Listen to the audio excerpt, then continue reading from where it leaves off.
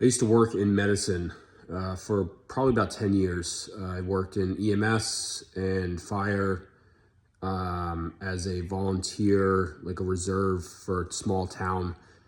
And then I also worked in the hospital system. I worked 4.5 years in open heart surgery. I worked on the education side of orthopedics and sports medicine for a medical device company. And I got to really see the ins and outs of the medical industry and just how broken the system is here in the US and even in a lot of the world.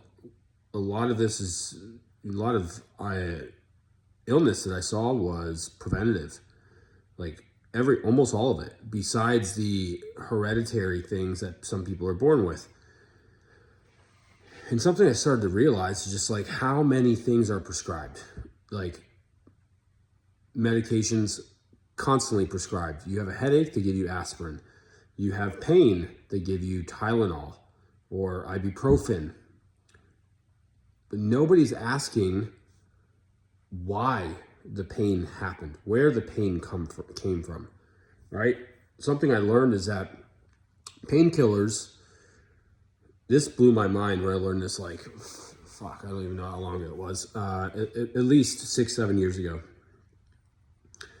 Painkillers don't stop the actual physical pain in the body from happening. What they do is they block the receptors in the brain from signaling that there's pain in the body. There is still pain in the body. The body is still in pain, which is a signal, should be a signal to us that something is off. It's the same thing with antidepressants. The same thing with, let's use Xanax for example, right? Used to treat anxiety and anxiety caused by depression. So doctors are just prescribing because they're like, this person is clinically depressed. This is what you get. Boom, boom, boom. Okay, but nobody's asking, why are you depressed? Like, how long ago did this start? Okay, it's been 6 months. Okay, well, what happened 6 months ago? Oh, my girlfriend died. Oh, that makes sense why you're depressed, because you haven't actually processed the thing that happened, right? Like, we don't have a depression epidemic. We have people being taught that this is what you need prescribed in order to not feel depressed. And in reality, they're still depressed because what they actually need is to process the thing that happened.